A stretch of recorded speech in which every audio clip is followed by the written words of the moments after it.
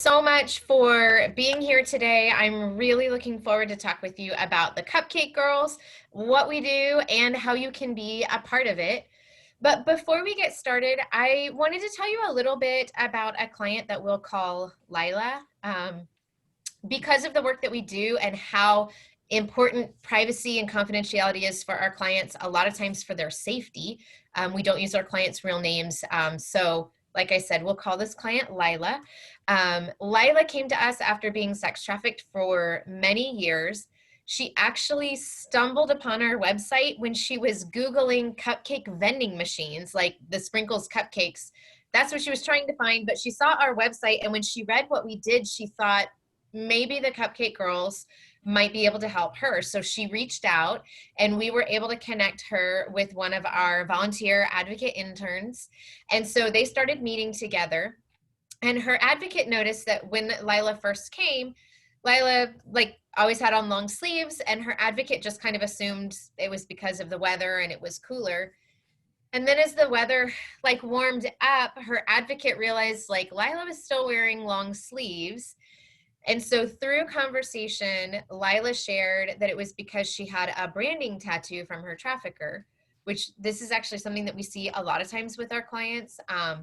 Every trafficking survivor that I've spoken with has one or multiple branding tattoos from their trafficker. Sometimes they just look like symbols. A lot of times when I see them, I wouldn't know that that was a trafficking brand or anything like that.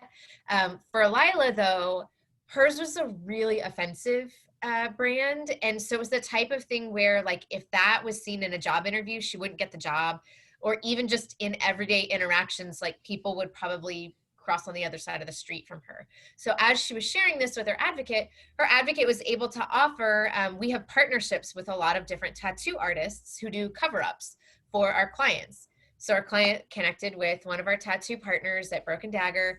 And I remember when she came into the office after she had the tattoo covered up, she was showing off her new tattoo and was really proud of it.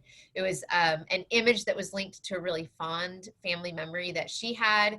So that was a super cool moment for us and for her. But Laila still had a lot of things in her life that were unstable, and a lot of that was tied to not being able to have a steady job. And so Laila shared with her advocate, though, that she had a whole bunch of warrants out for her arrest. She said that it seemed like every hotel her traffickers would take her to, the cops were just waiting for her. So she had all these different warrants and really walked around in a lot of fear. Things would happen to her that maybe you or I would hear about and think, well, I would just call the police. But Laila didn't call the police because her thought process was, well, if they come to help me, they're going to run my name and they're going to arrest me and not the person that I'm calling them because of. So she lived in a lot of fear and wasn't able to hold down steady employment. So her advocate was able to help her connect with one of our legal partners who helped her get the warrants quashed, so that she was ready to walk forward, could pass a background check. But so even with the tattoo covered up and being able to know that her record was clear, she still felt like she didn't have anything to offer, though. So even in conversations about well, what job would she pursue? What would she like to do? She just felt like she didn't have any skills. Why would anybody want to hire her? So we were able to connect her with one of our HR partners who helped her craft a resume talking about skills that she did have rather than job titles or positions and things like that. And then at the end of it, Laila had this piece of paper that she could stare at and see thing after thing that she brought to the table, reason after reason why someone would want to hire her. And her self-esteem just went up and up and up through that process. And it was super cool because I talked to that HR partner later, and the HR partner mentioned that for her, it was really meaningful to get to be a part of Laila's story and to see Laila come to life through this resume. So Laila was very well equipped. She applied for jobs, she got a job, and then soon after she got the job, she was actually asked into a management position, which was super encouraging to her. Also along the way, we helped her with some dental work because she had some pretty extensive dental needs because of the trauma that she had experienced.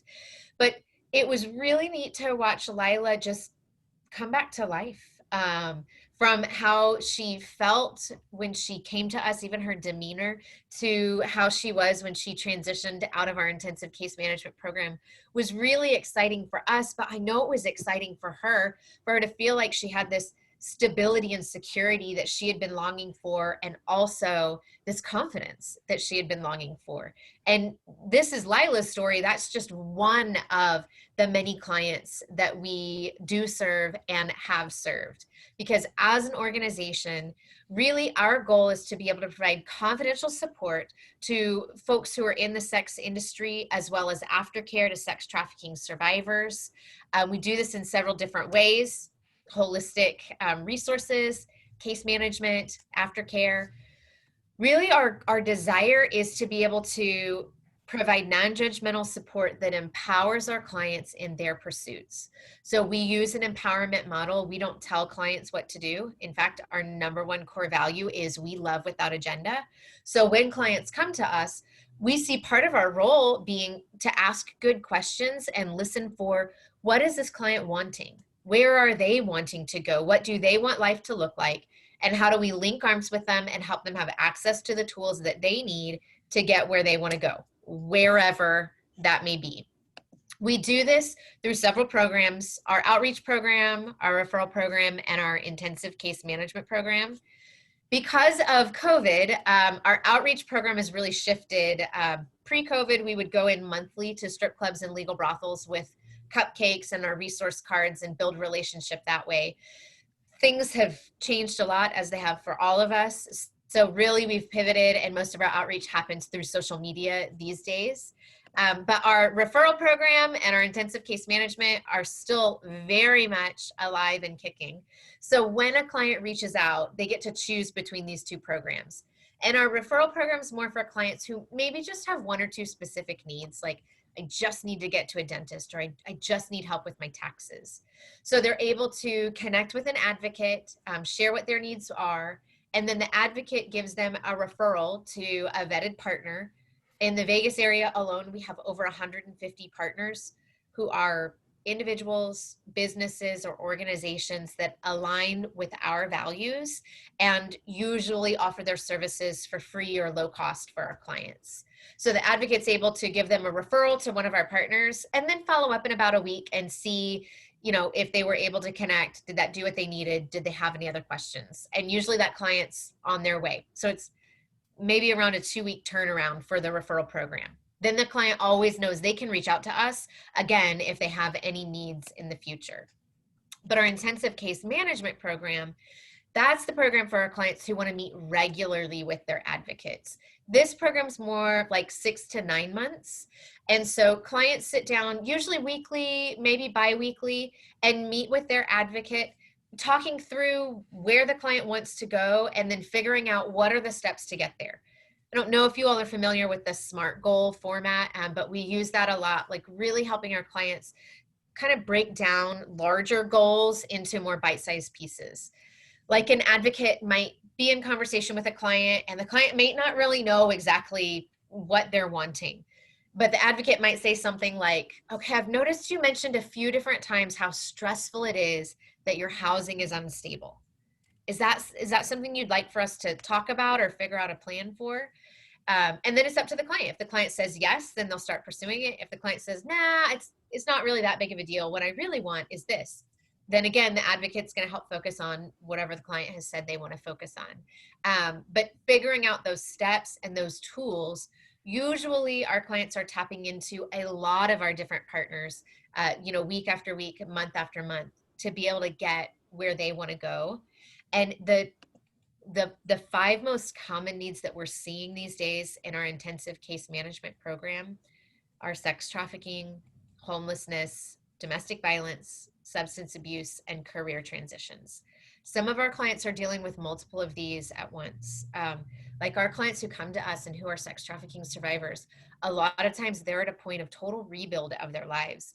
They may come to us like with the clothing on their back and that's it. They may not have a place to live. They may not have transportation or a job or any additional clothing or hygiene items, or the list goes on. And so we're able to provide wraparound services for those clients. For instance, gosh, it was probably like a year and a half ago, one of our former clients brought to us a new client. So our former client was walking out of a gas station and she saw this very young woman sitting on the curb crying. And our former client just sat down next to her and asked, like, are you okay? What's going on? And this young woman shared that she was being trafficked. She was from another state, had met this guy who seemed really nice. He became her boyfriend. Family met him. They all liked him. And one day he suggested, let's do a trip to Vegas. And she was like, yeah, that sounds great. So she said as soon as they pulled into town, he threw her cell phone out the window. He turned her out to work the streets and was very physically abusive to her. And so she had gotten away from him, but was just like on this curb, not really knowing what to do. And our former client thought to herself, like, well, I don't know what to do, but if I can get her the Cupcake Girls, I'm sure they can help. And so, our former client brings this young woman to us. And one of the first things that we did was help just get her clothing and hygiene items, got her a gift card to Walmart so she could go get some things to be able to feel like she had her dignity restored a little bit, and then started working with her on other needs. But for us, we feel like it's a really big honor that people would allow us to be a part of their stories, allow us to walk with them in these really vulnerable times in their lives. For our clients, though, yes, we absolutely provide aftercare to sex trafficking survivors, but it's bigger than that. Our services are open to any individual who is currently working or has ever worked in the sex industry in any capacity, whether it was their choice or someone else's choice. So we offer support to all gender identities and expressions, sexual orientations, expressions. It happens that the majority of our clients do identify as female. So, maybe on our social media, we might say something like women empowering women or girl power. That's not to exclude anyone.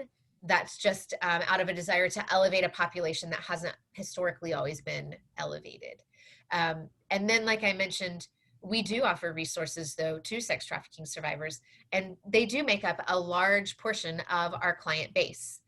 But one of the things that's really important to us is to make a distinction between a sex worker and a sex trafficking survivor or victim. We do see those things as different. Not all sex workers are sex trafficking survivors. A sex worker is someone who independently works in the sex industry. They're choosing to be in the industry. They're in control of how and when. They're in control of the money that they make. Whereas a sex trafficking survivor, they're not in control. The way that we define sex trafficking is anyone who's in the sex industry under coercion, deception, manipulation, or threat, and they're not in control of their wages. So you have kind of like this force piece and then this money piece, and those two together create a situation that is a sex trafficking situation, which is very different from a consensual sex worker. We see in our clients kind of a whole spectrum of perspective when it comes to sex work. So we see clients who are doing or have done what we call consensual sex work. They're choosing the work. They like what they're doing, maybe feel empowered by it. Then we see some folks maybe doing more what we call survival sex work. Maybe they don't feel comfortable doing what they're doing, but they feel like it's the only thing they can do to provide for themselves and often for their families. And then we see folks who are sex trafficking survivors. They didn't choose this. They don't want to be doing this. Someone else is choosing it for them. And we see everything in between. And we see sometimes clients' perspectives shift based on their current experiences. We had one client who was a consensual sex worker. She was a dancer, liked being a dancer. And then she met this guy who became her boyfriend. And she said that one day after shift, he like bust into the bathroom where she is and like asked her how much she made on shift. And at first she said she tried to pop off and tell him it wasn't any of his business.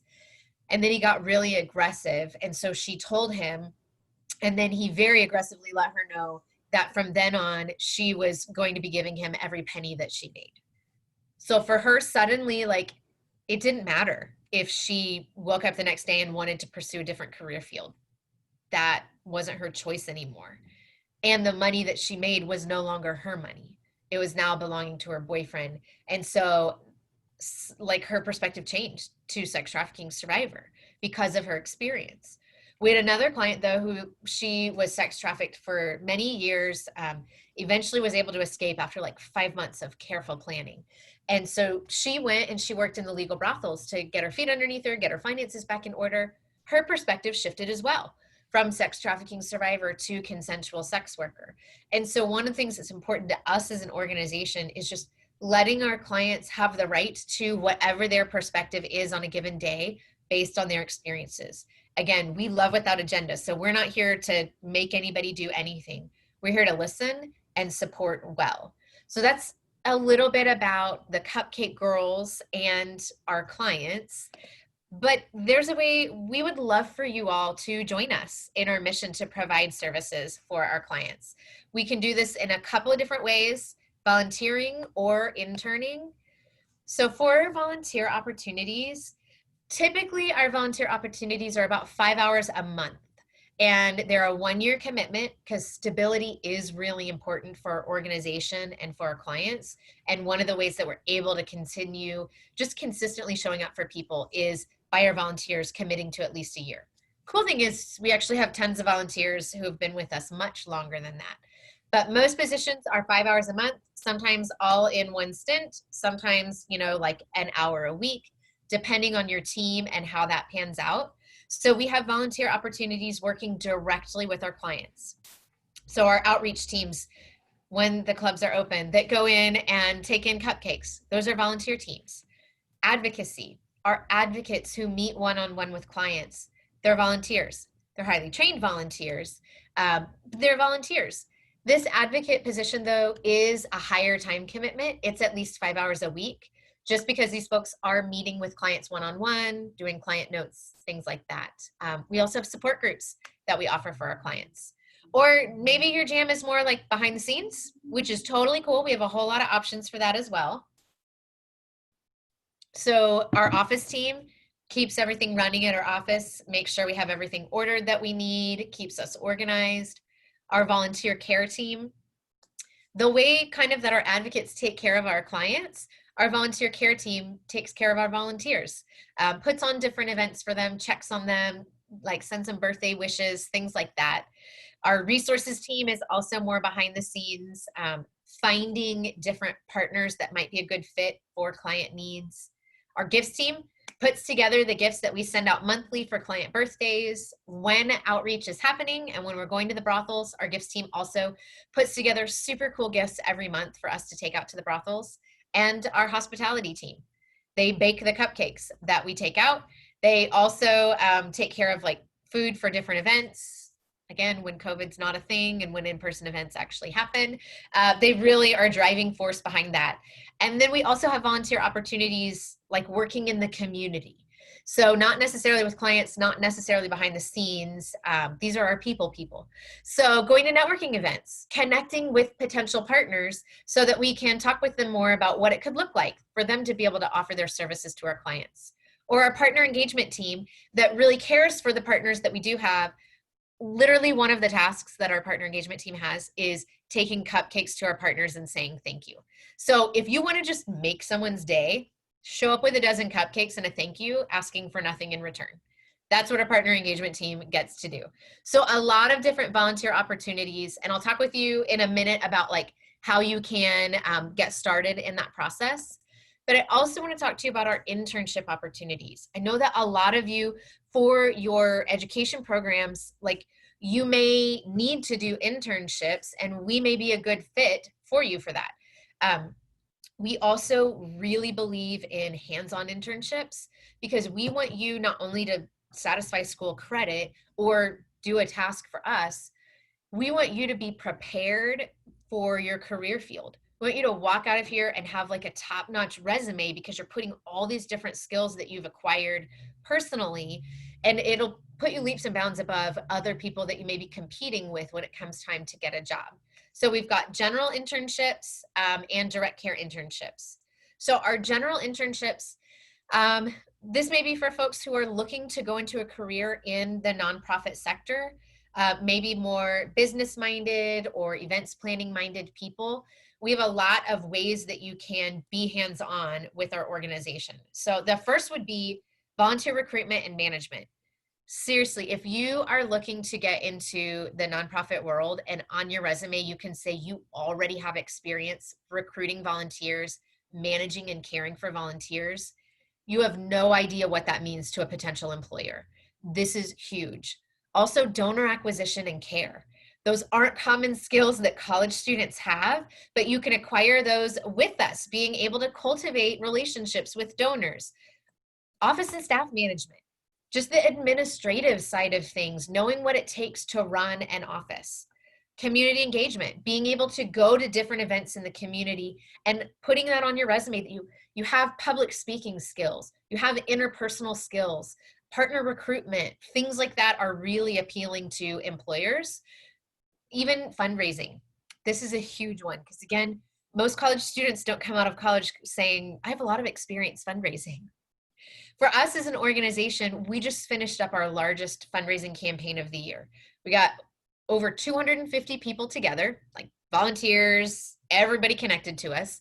We got into teams and we did a peer-to-peer fundraiser, which means we just asked the people in our lives if they would give. Through the course of about maybe a little over 4 weeks, we raised over $400,000 for our organization. It was incredible for us. But again, if you can walk into someplace and say you were a part of this or you helped create something like this, that's the type of thing that an employer is looking for. And for you as a potential employee, that's the type of skill that you want to be able to have so that if you get dropped into a job that requires some of these things, you don't sit at your desk on the first day like a deer in the headlights. You sit at your desk and go, oh, I've done this before. I know what to do. I'm ready for this. And we want you to be able to get those types of experiences. Kind of the other type of internships that we have are our direct care internships. So these are especially for folks who are in degree fields probably more like human services related. So these are working directly with our clients. It's case management skills, crisis and emergency care, trauma support. So kind of along with crisis and trauma, I remember the first time that I had to be on call for my job. I was terrified. I didn't know when the phone was going to ring. I didn't know who was going to be on the other end of it. And I didn't know what I was going to say to them when they did tell me what they needed. So we provide some on-call experiences, but with a safety net. And we provide case management experiences, but with a safety net. So a bunch of different skills that you get to acquire, I guess, with someone holding your hand, with someone who's ready to answer all the questions that you have, so that when you get out into your career field, you don't have to feel intimidated. Instead, you can feel confident of, oh, I've done this before. I've done intake before. I've done a suicide assessment before. A lot of different things that most students coming out of college without an internship, and even some with internships, still feel really nervous about. You can get skills to feel really confident, but also have a resume that is just really rises to the top of the stack. When at this point, I mean, in our city and in our nation, lots of people are applying for lots of jobs. So you want a resume that somebody's going to pull out and go, whoa, that's who we want. That's the type of experience you're going to be able to get with our internships. Also being able to work with support groups, counseling, depending on what your degree field is. We have that as an option, but it's not for everybody because, again, there is a certain amount of schooling that's required for that. So that's our direct care internship. For either of these internships, they run a calendar year long. So like if you started with the Cupcake Girls November 1st, 2020, you would finish October 31st, 2021. So a full calendar year long. Even though your school may not require that length of time for your internship, we require it for continuity of care, for our clients' sake, because we want you to get what you need, but it's also really crucial that we're providing quality care for our clients all along the way. And then our internships are anywhere from 5 to 20 hours a week, depending on what your school's requirements are. And we've got in-person and virtual aspects for our internships. So there's a lot of flexibility there, even availability for evenings and weekends, things like that, depending on what your work and school schedule is. So hopefully you've heard this and thought, I want to be a part of this. And if you thought you wanted to be part of our volunteer experiences, your first step is to go to our website, thecupcakegirls.org/volunteer. If you go there, it's going to take you right to our online our online application. So you can fill that out, tell us a little bit about you. And then once you send that in, we'll be in touch. We'll send you an invite to our background check. It's pretty basic, honestly. The hardest part is like remembering previous addresses. There is a fee associated with this. It's $17. We're a grassroots organization, so we just aren't able to afford to pay this for our volunteers. We do have scholarships available, though, if financially that's a hardship for you. And then we have an orientation, which is how our volunteers officially join our organization, where you'll hear some of what I talked about today. You'll hear even more about what we do and how we do it. And you'll get to join a team and even meet some folks from the different teams that we have. For our internships, if that seems like the right fit for you, you can email info@thecupcakegirls.org. Let us know what type of internship you're interested in. Maybe you're not sure what type of internship you're interested in, and that's okay. But you could just send us an email that says, this is the degree I'm getting. I need an internship. Can you help? And then we'll be in touch. We'd be able to send you a little bit what the job description would look like, be able to send you the application for our internship. Because internships are a little bit more intense than our regular volunteer positions, the process to become an intern is a little bit more intense. So there's an application, there's interviews, there's training along with our background check and orientation. So these are kind of the ways that you can get involved with us. And I want to let you know that right now it's really an exciting time to be a part of the Cupcake Girls. So we are working on opening Local for All. It's our holistic resource center and social enterprise. So we got a building downtown. It's at Casino Center and Charleston. Super cool area down in the Arts District. And basically we have this huge building, and half of it is going to be our resource center, where we will have more space to be able to meet with our clients, more space for our partners to be able to meet with our clients in our space, large presentation room. We're partnering up with another group to be able to offer a space called Wellness for All, where we'll offer yoga classes and some different things in there, a wellness room where already one of our tattoo partners has said he'd like to be a part of that, to be able to offer his services in-house for our clients, and the community, that the community can book an appointment with him and come to Local for All for their appointment. Then on the other side of Local for All, it's going to be a social impact food hall. So we'll have like at least 7 different food stalls where you can go and you can grab a cup of coffee and you can have lunch, have dinner, buy your cupcakes. And you can know that a portion of the money you spend there is going to go back into the Cupcake Girls and other nonprofits in the area. Also in that cupcake shop, we have to have a cupcake shop for the Cupcake Girls. But through that, we will also have a job training program for clients who are looking to get additional skills. They'll be able to learn, front of house, hospitality skills, or behind the scenes culinary skills. Really, this idea came to us because of an experience we had with one of our clients several years ago.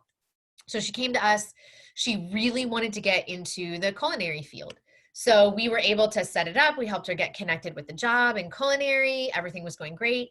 And then one day her chef walked in and assigned her the task of making macaroni and cheese, which I hear and I'm like, okay, fine. For her though, it triggered some major trauma that she had from her childhood. And so she melted down. It was a major trigger. She flipped out. She got fired on the spot because to her boss, it just looked like she was throwing a fit because she didn't want to make macaroni and cheese. There was so much more to it than that. And she came back to us and she was devastated. And we started thinking, how can we help better? And we thought if we could do an in-house job training program, then when trauma triggers happen, we could get this client over to our direct care team. They could work with the client, help them get grounding skills, other tools, help them just recognize when a trauma trigger is happening so that then they're ready to go back into that career, be working at it. They could recognize when they were starting to be triggered, and they would have the tools that they needed to say, can I step away for a minute? I'll be right back. Go into the bathroom, maybe break down if they need to, or work the skills that they have, but be able to come back and still keep their job because they knew how to navigate when something like that happened. So we are really looking forward to being able to open this building. We are intending for it to open beginning to mid 2021. As you can imagine, COVID has slowed down most things for us. So this process has gotten a lot slower than we thought it would be, but it's in the works, and we're excited for you all to be a part of it if you'd like to be a part of it. There's so many ways that you really can make a difference in your city. We like to say we're working together to change the world one cupcake at a time. So we'd love for you to join us in that. And that's about all I have for now, but I wanted to open up the floor just to see, are there any questions that you all have?